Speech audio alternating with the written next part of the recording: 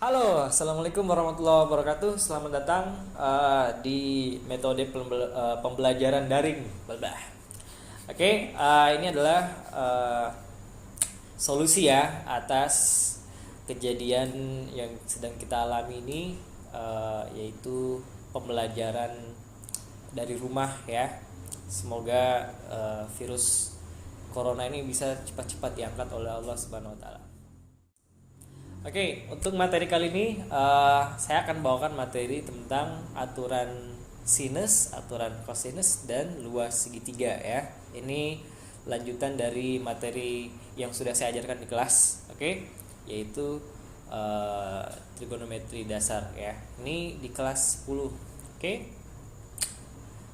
Untuk siswaku yang nonton ini bisa absen di komentar, tulis namanya ya. Yang tidak komen nanti alpa berarti. Oke, by the way, video ini adalah untuk siswa saya di Ummu Sabri. Jadi untuk yang bukan dari Ummu Sabri, terima kasih telah menyaksikan. Semoga bermanfaat ya. Oke, jadi pertama-tama kita bahas kembali dulu mengenai sinus, kosinus, dan tangen ya. Itu ada 3. Jadi misal di sini adalah theta. Di sini misal X, di sini Y, di sini R ya. Jadi masih ingat kalau sinus dari theta itu adalah depan per miring ya. Jadi Y per R ya. Atau biasa di kelas kita sebut dengan si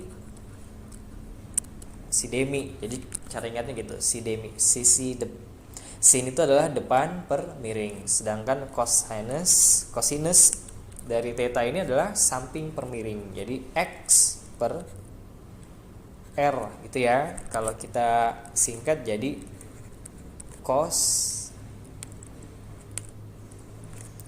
kosami ya. Kosami. Cosinus itu adalah samping per miring. Dan terakhir yaitu tangen theta. Tangen itu adalah depan per samping ya. Jadi kita bisa tulis Y per X ya. Kalau disingkat jadi tan desa. Jadi tan itu depan per samping. Oke, sudah ingat ya. Jadi ini dasar trigonometri. Kemudian ada lagi yang namanya sudut istimewa ya. Jadi sudut istimewa itu sudut istimewa. Oke, kita pelajari sudut istimewa yang ada di kuadran 1 tah. Jadi misal ini sudutnya adalah 0 derajat, 30 derajat, 45 derajat, 60 derajat dengan 90 derajat. Oke. Nah, untuk sinus dari 0 derajat itu adalah 0. Kemudian di sini 1/2, di sini 1/2 akar 2, sini 1/2 akar 3, dan sini 1 ya, 1/2 akar 4 itu sama dengan 1. Kemudian kalau cosinus itu dibalik ya, jadi 1 duluan ya. Kemudian sini 1/2 akar 3, di sini 1/2 akar 2, 1/2, sini yang 0. Tangen ya, kita kembali ke tangen yang tadi definisinya ya. Tangen itu selain depan per samping, dia juga punya definisi sebagai sinus per cosinus. Jadi tan itu adalah sin per cos ya. Jadi untuk mengingat nilainya tan itu tidak sulit ya. Kita bisa dapat dari nilainya sin dengan cosinus. Jadi tan dari 0 derajat itu sisa kita bagi saja. 0 bagi 1, 0. 1/2 bagi 1/2 akar 3 bisa ditulis 1 akar 3, atau bisa juga 1/3 akar 3, boleh ya. Nah ini kalau dibagi jadinya 1 ya. Ini 1/2 akar 3, yang ini dibagi 1/2 itu sama dengan akar 3. Nah ini 1 bagi 0 tak terdefinisi. Oke? Ya, mudah-mudahan kalian ingat ya. Kemudian setelah materi yang sudut istimewa ini yang pertama ya, masalah definisi ya. Definisi. Oke, lanjut ya. Yang ketiga adalah materi sudut yang berelasi. Mungkin kalian masih ingat sudut yang berelasi. Oke, jadi sudut yang berelasi ini sebenarnya materinya ada 4 ya. Ada yang berelasi dengan 90 derajat, ada yang berelasi dengan 90 derajat, kemudian ada yang dengan 180, kemudian ada yang 270, kemudian ada yang 360. Ya, ini masalah kuadran ya. Mudah-mudahan kalian masih ingat nih kuadran ya. Ini kuadran 1 dari 0 sampai 90. Kemudian kuadran 2 di sini dari 90 sampai 180. Kemudian kuadran 3 di sini dari 180 sampai 270. Kemudian kuadran 4 dari 270 sampai 360 derajat. Oke. Nah, jadi di nilai kuadran ini saya langsung kasih saja ya. Jadi kalau di sini kan semuanya positif ya, sin, cosinus sama tan semua positif. Nah, kalau di kuadran 2 cuma sinus yang positif. Jadi cosnya itu sama tannya negatif. Kalau di kuadran 3 dia cuma tangen yang positif ya. Jadi sin negatif, cos negatif, tan positif. Sedangkan kalau di kuadran 4 cosinus yang positif. Jadi sin negatif, cosinus positif, tan negatif. Ini ya, ini yang perlu diingat untuk masuk ke materi sudut yang berelasi. Gampangnya sih ini ya, kalau kuadran 1 kan sin, cos, tan semua positif ya. Jadi kalau cara ingatnya dari kuadran 2, 3, 4 kita bisa ingat adalah sin, tan, cos. Sin, tan, cos gitu ya. Jadi siapa yang positif? Ini kuadran 2, kuadran 3, kuadran 4. Oke. Nah, kita kembali ke sudut yang berelasi. Jadi di sini saya ambil cuma 180 sama 360 biar kita tidak usah mengingat apakah fungsinya berubah atau tidak ya. Kenapa? Karena aturannya kan gini ya, kalau sudut yang berelasi. Kalau secara rumus itu kan yang sini ya. N kali 90 tambah alfa gitu ya. Jadi sudut itu kita ubah jadi bentuk ini itu ya. Nah, nanti ada ketentuannya kalau n-nya ganjil sama n-nya genap ya. Jadi ada 2n di sini. Nah, di sini kan kalau dia ganjil fungsinya berubah ya. Kalau ganjil dia berubah. Kalau genap dia tetap. Nah, jadi kenapa saya ambil cuma 180? Karena 180 itu adalah 2 kali 90. Itu ya, 180 ya. 2 kali 90. Begitu juga 360. 360 adalah 4 kali 90. Jadi kenapa kita ambil prinsip yang n genap gitu ya. Jadi tidak usah diubah ya, tidak usah berubah. Oke, sini saya hapus saja ya.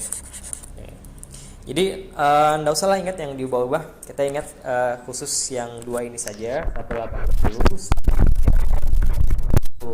Lihat dekatnya kemana ya. Jadi triknya itu adalah dekat dengan siapa. Dekat dengan siapa.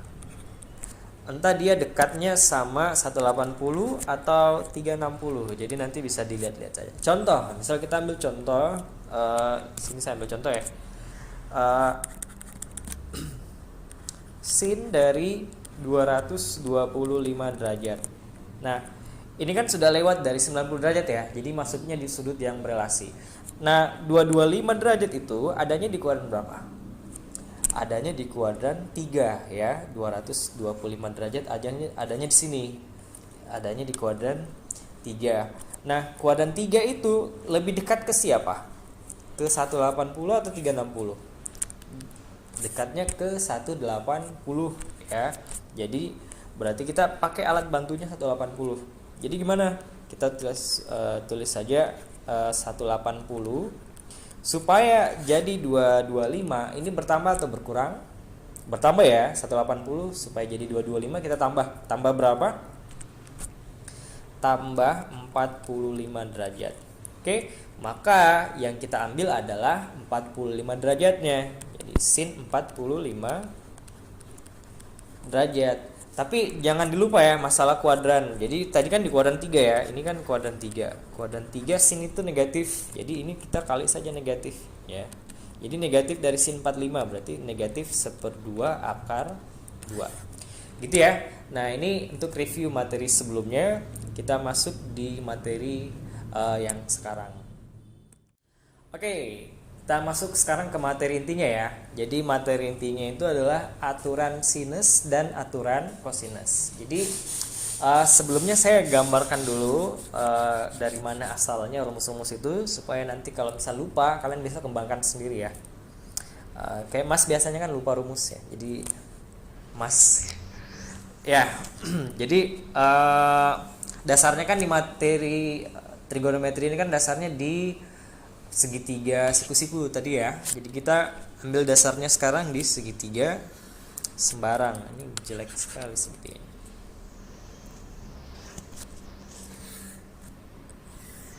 Nah, ini misal sisi A, ini sisi B, kemudian di sini sisi C. Oke, di sini misal kita tulis ini sudutnya gamma, kemudian di sini sudutnya alfa, ya. Kemudian di sini misal kita sebut sebagai beta, ya, beta saja ya. Oke, sebelumnya saya buat garis tinggi. Tinggi itu adalah siku-siku ya. Ini misal T panjangnya. Oke, di sini misal ini kan titik A ya. Sisi depan titik A kita bilang sisi A, sedangkan depan sisi B depannya adalah sisi B. Depan sudut B maksudnya ya adalah sisi B. Kemudian depan sudut C kita namakan sisi C. Oke, misal di sini kita namakan juga dari sini ya.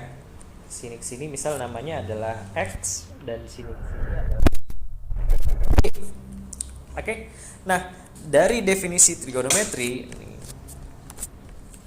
ini ada dua. Ya, dari definisi trigonometri kalau kita mau cari sin gamma ya. Sin gamma. Sin tadi apa? Depan per miring ya. Jadi T per A.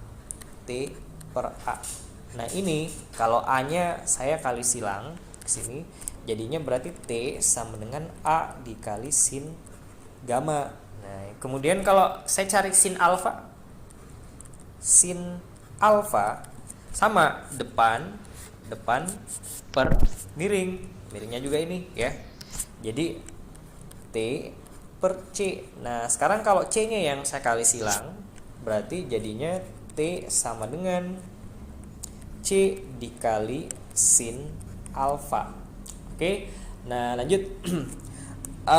Ini kan sama-sama T ya. Ini bisa dilihat ini sama-sama T. Berarti kita bisa samakan dong. Berarti ini sama dengan ini dong. Karena kan ini sama, ya. Berarti bisa disimpulkan kalau gimana ya tulis? Oh, sini. A kali sin gamma sama dengan C dikali sin alfa. Nah, kalau misal ini saya pindah ruas ya. Ini kan kali ya. Kalau pindah jadi bagi, begitu juga ini kali sin alfa pindah jadi bagi ya.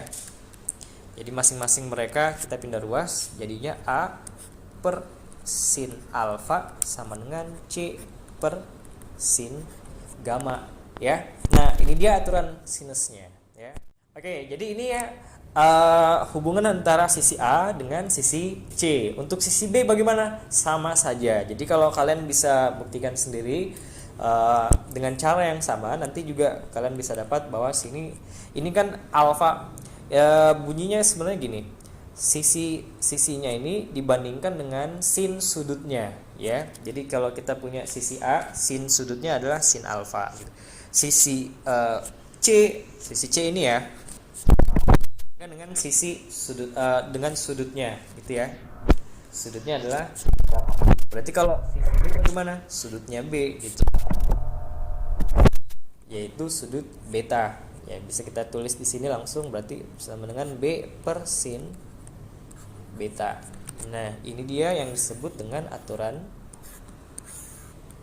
sinus. Ini adalah aturan sinus. Oke, lanjut lagi.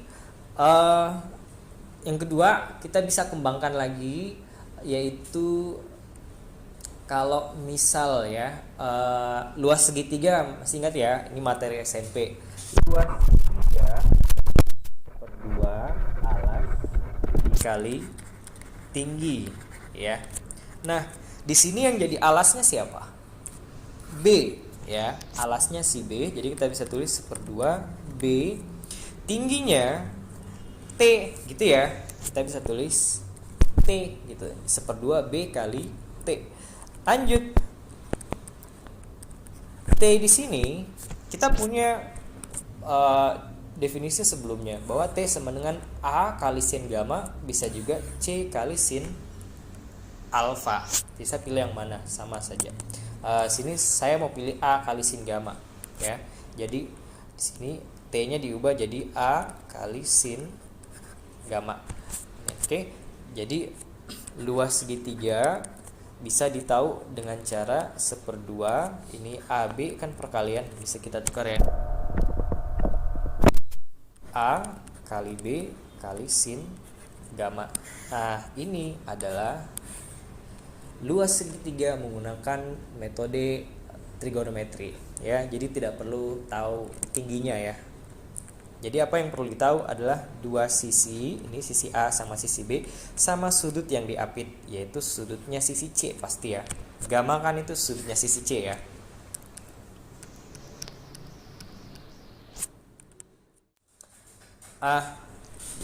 Oke, jadi kalau kita cari cos gamma, tadi rumusnya apa? Samping per miring, yaitu X per A ya. Nah, berarti kalau A-nya kita kali silang seperti yang sebelumnya, berarti X sama dengan A dikali cos gamma ya. Ini bisa kita simpan dulu. Nah, kemudian dari sini kalau Y itu kan bisa didapat ya. Oke, kemudian untuk ini bisa kita lihat bahwa panjang adalah X ditambah Y. Nah, berarti Y itu sama dengan B dikurang X. Nah, ini kita simpan lagi. Dari sini ya, X itu adalah A dikali cos gamma. Ya, di sini ada X, di sini ada X, kita bisa substitusi, berarti Y sekarang menjadi B dikurang A dikali cos gamma ya. Nah, ini yang kita simpan. Lanjut. Oke, untuk T tadi masih ingat ya, di sini ada T itu sama dengan A sin gamma. Kita tulis kembali, T itu sama dengan A kali sin gamma. Coba kita perhatikan segitiga yang ini. Segitiga yang ini. Ya. Itu kan segitiga Pitagoras ya. Ya, berlaku teorema Pitagoras bahwa bisa ditulis C kuadrat sama dengan T kuadrat ditambah Y kuadrat. Ya, ini Pitagoras ya. Ini teorema Pitagoras.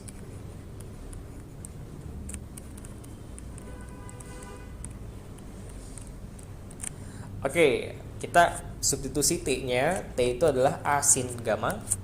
Berarti C kuadrat sama dengan A sin gamma kuadrat ditambah Y kuadrat. Nah, Y tadi apa? Ini sebelumnya kita sudah dapat Y itu sama dengan B kurang A cos gamma. Jadi B dikurang A cos gamma kuadrat. Nah, berarti C kuadrat sama dengan ini kan perkalian ya. Jadi kuadratnya bisa masuk ke semuanya saja langsung. Berarti sini jadi A kuadrat kali sin kuadrat gamma ditambah. Nah, ini kita punya cara cepatnya. Jadi kalau ada dua suku yang kayak gini dikuadratkan, cara cepatnya adalah yang pertama yang di depan yang dikuadratkan, jadinya berarti B kuadrat. Kedua, tadi yang depan kuadrat ya. Kedua, ini 2 kita kali masuk ke semuanya. Jadi 2 kali A cos gamma ya 2A cos gamma dikali B lagi berarti 2AB cos gamma. ya, dikali masuk semua. Jadi tadi yang pertama ini kuadrat, kemudian dikali masuk, ya, kali masuk berarti jadinya minus 2AB cos gamma. Lanjut terakhir, tadi yang pertama ini kuadrat, kemudian dikali masuk semua. Nah, yang terakhir adalah yang belakang kuadrat, yang gitu. Jadi cara cepatnya gitu ya. Jadi tidak perlu ditulis 2 lagi, dibuat jadi 2 kayak begini ya, tidak perlu. Nah, berarti ini sama dengan ini dikuadratkan jadi positif A kuadrat kali cos kuadrat gamma.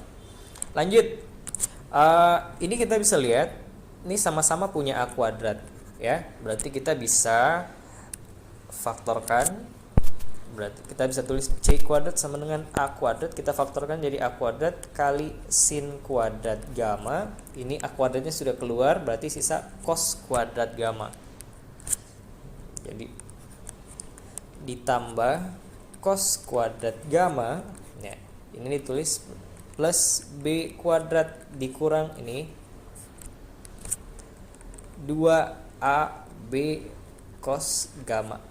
Lanjut. Nah, sebelumnya kita sudah pernah pelajari bahwa sin kuadrat tambah cos kuadrat itu sama dengan 1 ya. Berarti ini jadinya 1 dikali A kuadrat itu jadinya A kuadrat. Nah, A kuadrat kali 1 A kuadrat.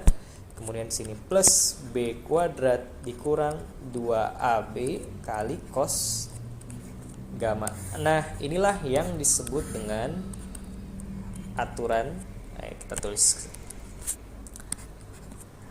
aturan cosinus.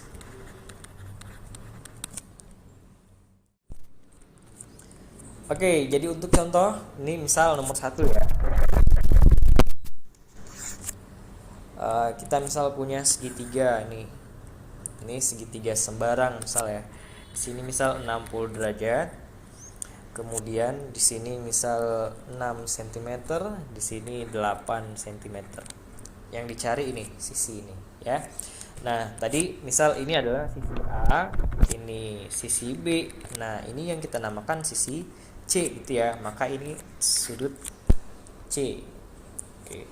Nah, ini adalah aturan cosinus ya. Jadi C kuadrat sama dengan A kuadrat ditambah B kuadrat kurang 2AB cos C. Nih, C-nya mana? Nih. Nah, berarti C kuadrat sama dengan A kuadrat. 6 kuadrat itu adalah 36. B kuadrat adalah 8 kuadrat. Ya, 64 dikurang 2 kali A kali B. Jadi 6 kali 8. 6 kali 8 itu 48. Cos C. Jadi cos sudutnya ini. Cos 60 tadi berapa? 60 derajat ya. Cos 60 derajat itu berapa? 1/2. Jadi sini dikali 1/2. Oke, ini kita coret habis ya. Kemudian berarti sama dengan 36 tambah 64 100 ya, dikurang 48. 100 kurang 48 ya 52. Itu C kuadrat, kan yang dicari C ya. Maka C sama dengan akar dari 52. Kita bisa sederhanakan jadi 2 akar berapa? 52. 52 itu 52 bagi 4. Oke. Jadi 52 itu kita bisa sederhanakan jadi 4 dikali berapa? 13. Nah, 4-nya ini kan punya akar ya. Jadi cara menyederhanakan akar ini masih di SMP kalau tidak salah. Kelas 9 ya. Jadi akar 4 itu 2, maka ini 2 akar 13 cm. Oke, ini penggunaan aturan cosinus ya. Nanti siapa tahu soalnya bisa dimodifikasi ya. Misal yang dicari misal sudutnya atau sisi A atau sisi B ya, tergantung dari penalaran aljabar kalian. Soal ini juga bisa langsung masuk ke luas segitiga karena memenuhi ya. Jadi kalau kita mau cari luasnya misal, berarti kan dua sisi yang ditahu sama sudut yang diapit gitu ya. Nih, dua sisi yang ditahu sama sudut yang diapit. Berarti luas sama dengan 1/2. Dua sisi yang ditahu yang ini 6 dengan 8 ya, berarti 6 kali 8 sudut yang diapit yaitu sudut C yang diapit sama dua sisi ini ya, sin 60 derajat. Berarti ini bagi 4 ya, 6 kali 4 24, sin 60 itu sama dengan 1/2 akar 3. Nah 20 bagi 2 itu adalah 12 ya, jadi hasilnya 12 akar 3. Oke, itu adalah luas dari segitiga ini ya. Lanjut, misal ini kita lupa namanya ya. Misal ini sudut A, ini sudut B, ini sudut C ya. Nah, kita misal juga bisa penggunaan aturan sinus dari sini ya. Kita misal mau tahu berapa sin dari sudut A. Sin A berapa? Nah, ini penggunaan aturan sinus. Jadi, kita bisa bandingkan, ini kan yang ditanya ya, yang ditanya di sini. Nah, kita bisa bandingkan yang kita sudah tahu sudut yang lain, yaitu 60 derajat. Itu sudut yang lain yang kita sudah tahu. Lagi sisi C dibandingkan dengan sudut C, sin sudut C ya. Jadi C per sin C sama dengan karena ini yang dicari, maka sisinya yang kita pakai, sisi A ya. Sisi A dibandingkan dengan sin A. Oke. Nah, yang dicarikan sin A ya. Lanjut kita masukkan nilainya. C itu adalah 2 akar 13, atau boleh kita lanjut nulis langsung ke bentuk akarnya yang tadi, yaitu akar 52 nih ya. Akar 52 per sin C. Nah, C kan 60 derajat ya. Jadi sin 60 derajat berapa tadi? 1/2 akar 3 ya. Sama dengan A A sudah ada ya. A itu 6. Oke. 6 per sin A. Nah, ini dia sin A yang dicari ya. Kita bisa kali silang dulu. Berarti sin A kali silang berarti 6 dikali 1/2 akar 3 dibagi akar 52 ya. Sorry ya, ini bisa juga langsung ke bentuk yang sederhananya tadi, yang ini 2 akar 13 ya.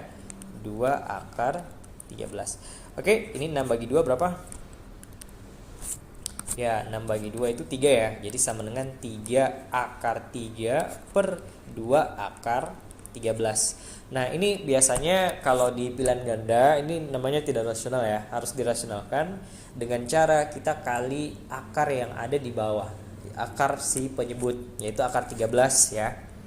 Nah, berarti ini akar 13 dikali akar 3 jadinya akar 39, di atas jadinya 3 akar 39, di bawah akar 13 dikali akar 13, ambil saja isinya 13 ya. Jadi akar 13 kali akar 13 dikali 2, maka jadinya berapa? 13 kali 2 26. Jadi sin A sama dengan 3 akar 39 per 26. Itu. Oke, mudah ya.